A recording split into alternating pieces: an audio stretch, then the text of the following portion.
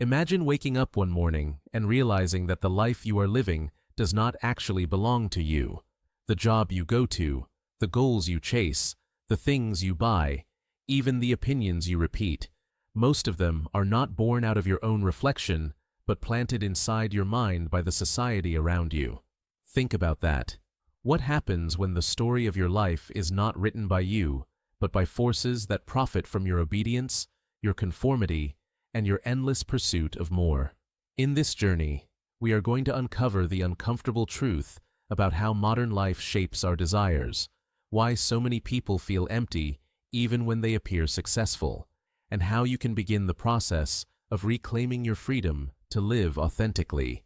Stay until the end, because the final truth may not just challenge how you see the world, it may force you to reimagine who you truly are.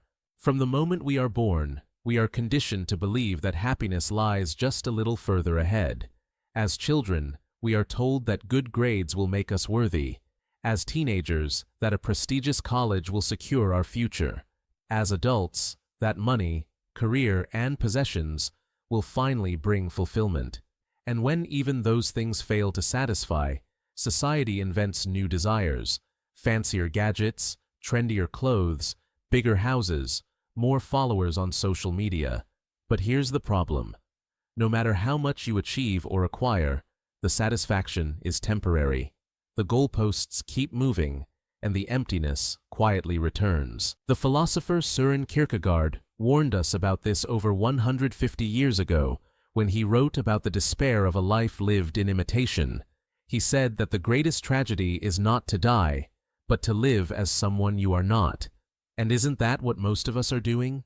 We live to meet expectations. We copy the paths of others.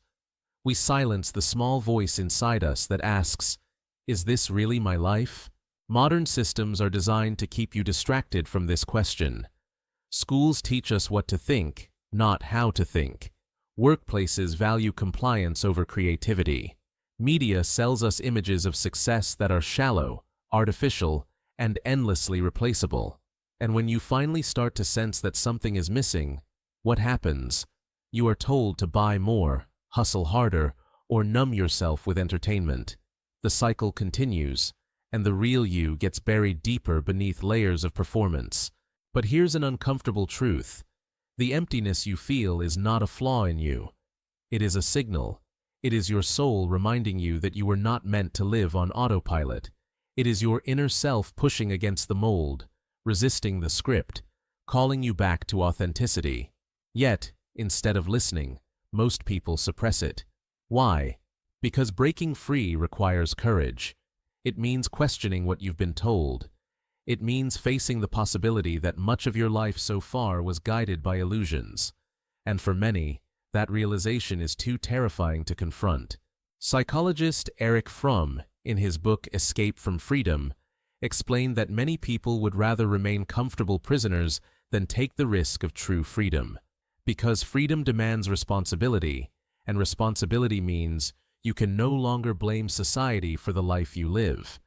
You must create your own meaning, your own path, your own truth. And this is why most people avoid it. They choose safety over authenticity, belonging over individuality, comfort over growth. But what happens when a whole society lives this way? Look around. Anxiety, burnout, loneliness, depression. These are not random epidemics. They are symptoms of a life that has been stripped of depth and replaced with noise. We are constantly connected, yet profoundly disconnected. We have more information than ever before, but less wisdom. We chase experiences, but we rarely experience them. We are surrounded by opportunities to create, but we spend most of our energy consuming.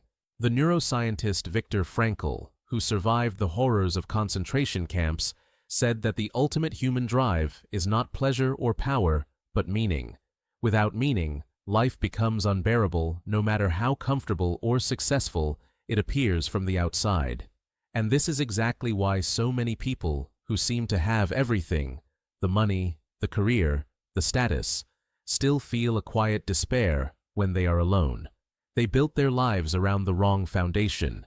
Ask yourself honestly, How much of what you are striving for is truly yours?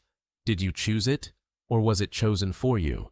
When you dream about success, are you seeing your own vision, or the one advertised to you by others?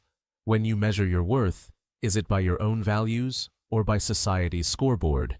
These questions are uncomfortable, but they are necessary, because the moment you begin to ask them, you take your first step toward freedom. And freedom does not mean abandoning responsibilities or rejecting society altogether. It means living in alignment with who you are, not who you are told to be. It means discovering your unique contribution, your authentic values, your own definition of a life well lived. The challenge is that this path is not easy.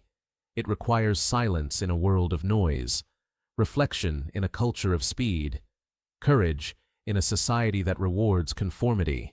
You will be misunderstood, judged, even ridiculed. People will call you impractical, rebellious, unrealistic. But remember this: every great thinker, every artist, every innovator who changed the course of history was once called the same. The crowd will always resist the individual who dares to be free, because your freedom threatens their comfort. So what can you do? Start small. Begin with awareness. Notice when you are chasing something just because others are chasing it. Pause when you feel the urge to compare yourself to someone else's highlight reel. Question the assumptions that guide your daily choices. Do you really want that promotion, or do you want the security it promises? Do you really want more followers, or do you crave genuine connection? Do you really want that lifestyle, or is it just the image of it that seduces you? The ancient philosopher Socrates said that the unexamined life is not worth living. He wasn't glorifying endless analysis.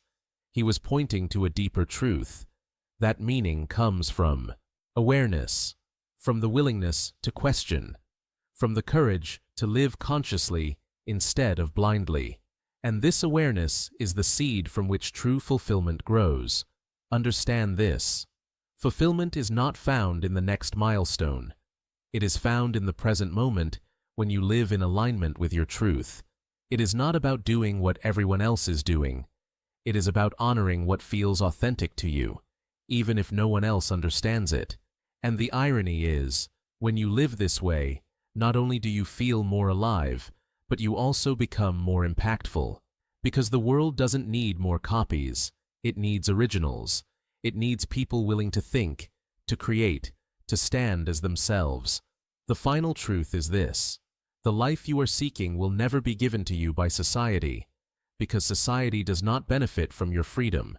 It benefits from your compliance. If you want to live fully, you must step outside the script. You must choose growth over comfort, meaning over approval, authenticity over imitation. And yes, it will be hard. But what is the alternative? To spend your one and only life chasing illusions, numbing your soul, and calling it normal. That is not living. That is surviving. So today, I invite you to pause, to look around and ask, whose life am I really living? And if the answer frightens you, good, because that fear is a sign that something inside you is ready to awaken. Let it. Begin the process of becoming yourself, not tomorrow, not someday, but now. Because once you do, everything changes.